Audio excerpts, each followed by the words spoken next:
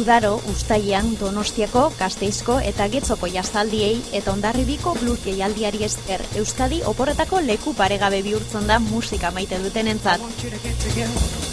Ekimen berritzaile eta ezberdin honetan, genero bakoitzeko musika honena ez ezik, Euskadiko baliabide gastronomikoak, naturalak eta kulturalak ere biltzen dira. Donostiako Heineken jaztaldia da Euskadiko musika jaialdi zaharrena, eta dagoeneko 45 edizio baino gehiago egin ditu. Askotariko musika eskaintzeaz gain, Euskadin eskarmentu handiena duen jaztaldi honetan kontzertuen kokalekua ere nabarmentzekoa da, inguru zoragarrietan izaten baitira.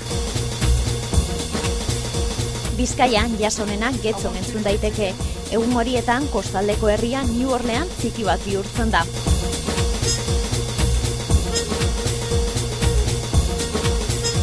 Hogeita 10 urte baino gehiagoko Gasteizko jaialdian bestalde musika munduko artista honenak biltzen dira.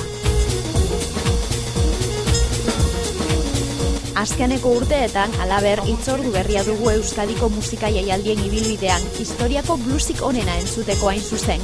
Hondarribiko blues jaialdia Europako ezagunenetako bat da, horregatik urtez urte turista gehiago erakartzen ditu kostaldeko udalerri ederronetako txokoak ezagutzeko aukera ere izaten dutenak.